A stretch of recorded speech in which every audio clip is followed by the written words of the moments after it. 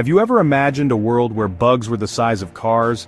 It sounds like something straight out of a science fiction movie, doesn't it? Well, I'm here to tell you that it really happened. A long time ago, our planet was home to some of the most incredible creatures you could ever dream of. We're talking about a time when dragonflies had wingspans as wide as a hawk, and scorpions were as long as your arm. But the true king of these creepy crawlies, the real giant of the ancient forest floor, was a millipede. That's right, a millipede. This wasn't just any millipede though. This was Arthropleura, a creature that could grow over 6 feet long.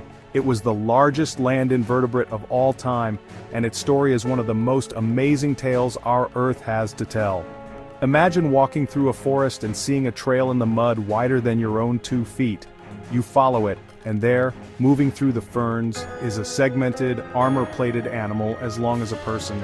It's hard to wrap your head around, I know. Today, we think of millipedes as small, harmless little critters we find under logs. But millions of years ago, they were true giants.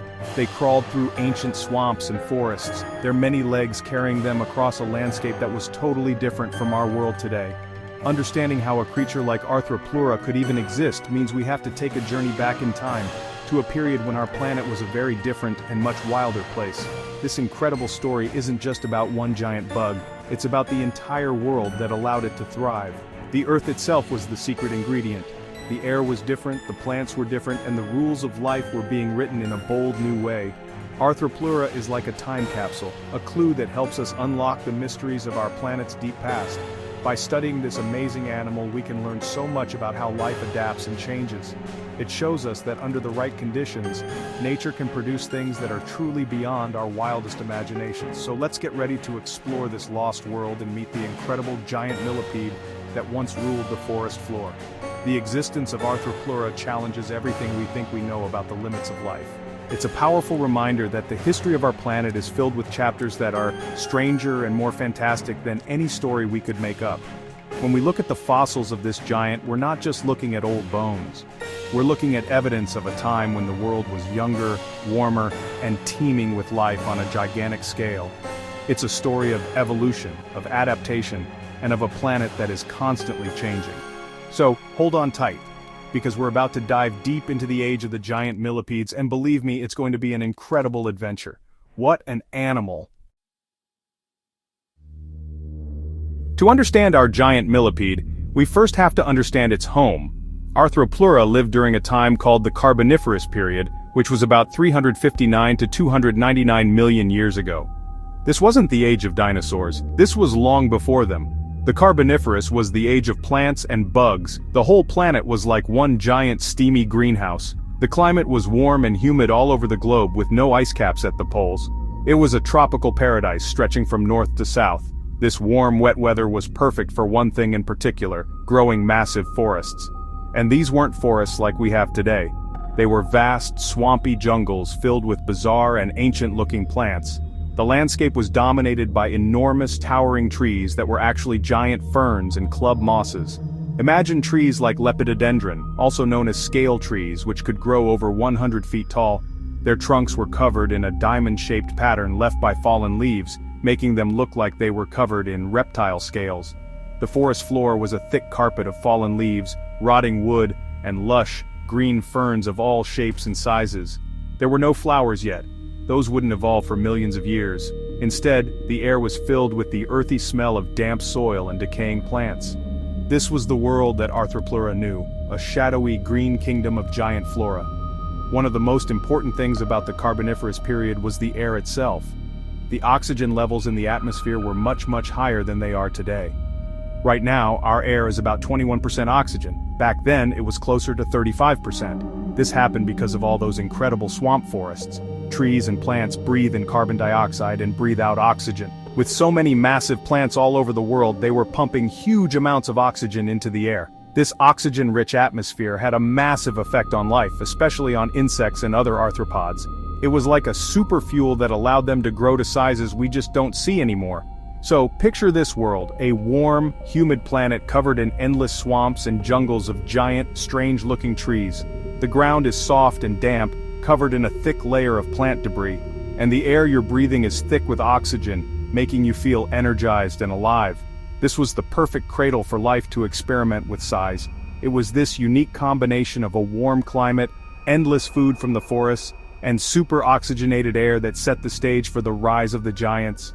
It was a world perfectly built for an animal like Arthropleura to not just survive, but to become the undisputed king of the creepy crawlies. What a world. Now, let's get a closer look at the star of our show, Arthropleura. This was not your garden variety millipede. This was a true titan. Fossil tracks and body segments show us that Arthropleura could reach incredible sizes, with the largest individuals growing to be over 6 feet long and about 1.5 feet wide. That's longer than many people are tall. Imagine an animal like that moving across the forest floor.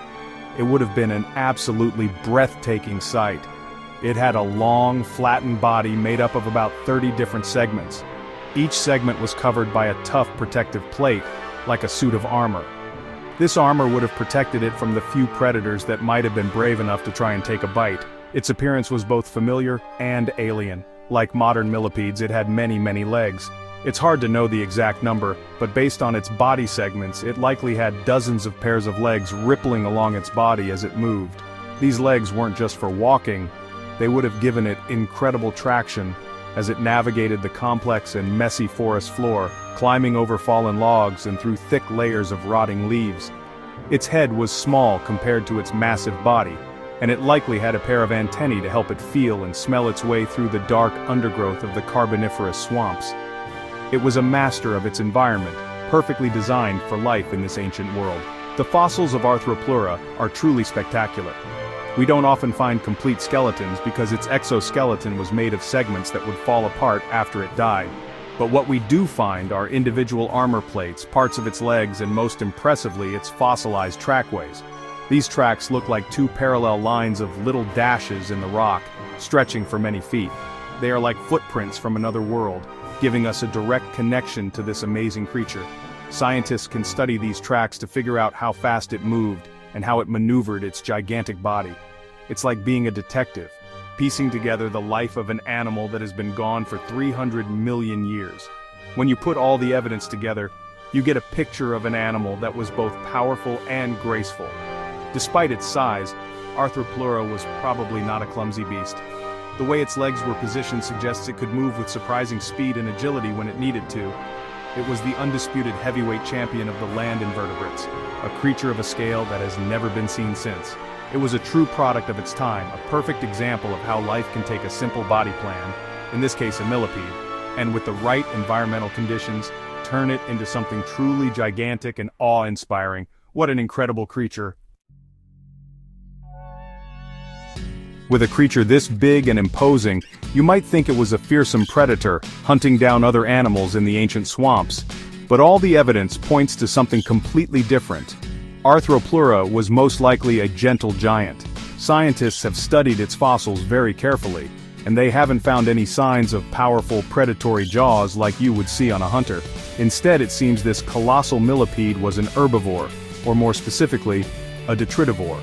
This means it fed on dead and decaying plant matter.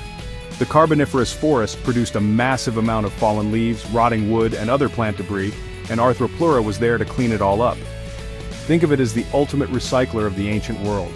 Its job was to crawl through the thick litter of the forest floor, munching on the endless supply of plant material. This diet makes perfect sense for its environment. The forests were so productive that there was a constant buffet of food just lying on the ground. For an animal to become that large, it needs a reliable and abundant food source, and the decaying plants of the Carboniferous swamps provided exactly that. By eating this material, Arthropleura played a vital role in its ecosystem. It helped break down dead plants, returning nutrients to the soil so that new plants could grow. It was a giant gardener for a giant forest. How do we know this for sure? Well, one of the most amazing clues comes from fossilized stomach contents.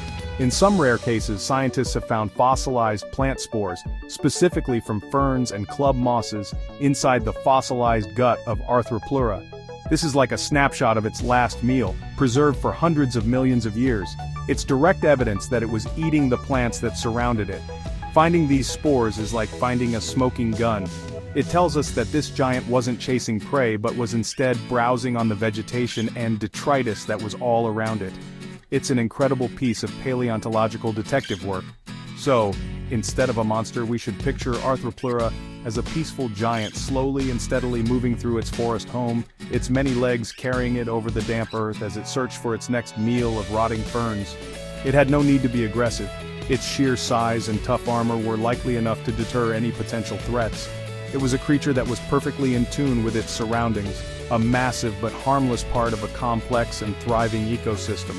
Its story shows us that in nature, being the biggest doesn't always mean you have to be the most ferocious.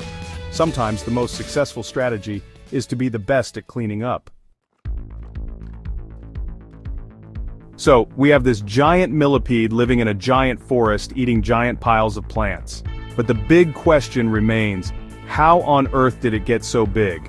A 6-foot millipede seems impossible by today's standards, and for a good reason. The secret ingredient, the magic key to Arthropleura's immense size, was oxygen. As we talked about, the air in the Carboniferous period was incredibly rich in oxygen, with levels reaching up to 35%. This had a profound effect on animals like insects and millipedes, which belong to a group called arthropods. Their bodies and most importantly their breathing systems are very different from ours.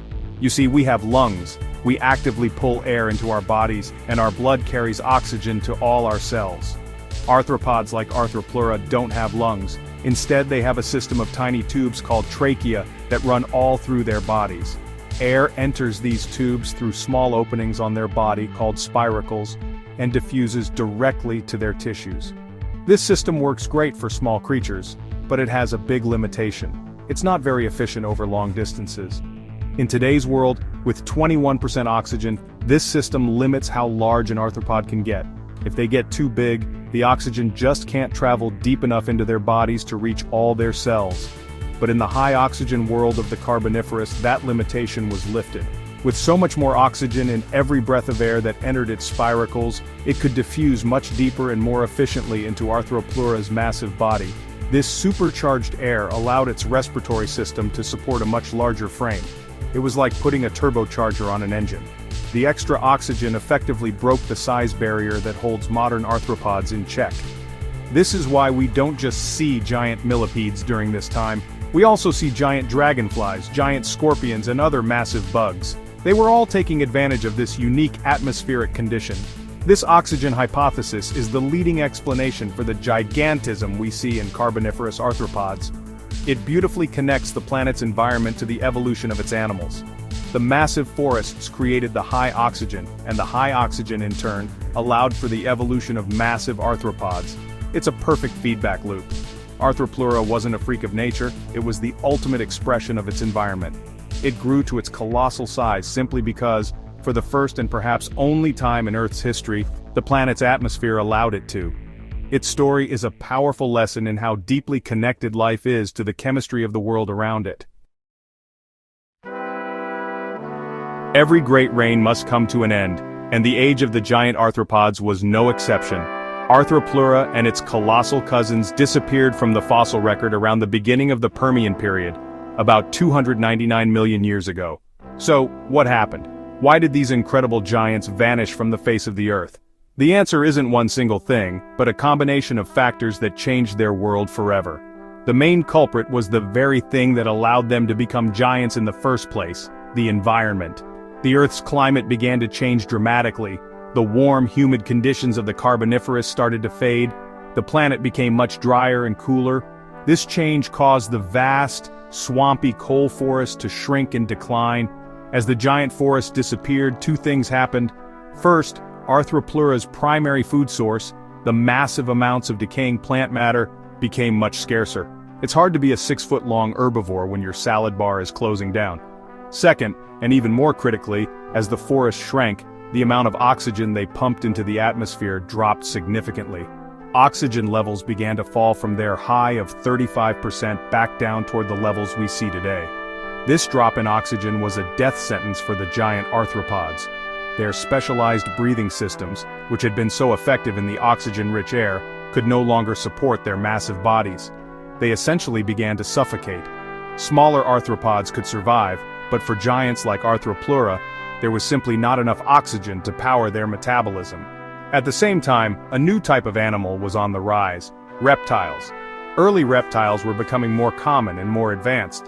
They were fast, agile predators with tough, scaly skin and powerful jaws. A large, slow-moving millipede, even one with armor, would have been a tempting target for these new hunters. So, Arthropleura was caught in a perfect storm. Its climate was changing, its food was disappearing, the air was becoming unbreathable, and new, dangerous predators were showing up. Faced with all these challenges, it simply couldn't adapt. The giants fell, leaving the world to smaller, more versatile creatures. The legacy of Arthropleura lives on today in its tiny relatives, the millipedes we see in our gardens. These small creatures are a reminder of what their ancestors once were. Studying Arthropleura teaches us a crucial lesson about life on Earth. It is fragile and deeply connected to the state of the planet. It shows us how dramatic environmental changes can reshape the very course of evolution, closing the door on one incredible chapter of life and opening it for another.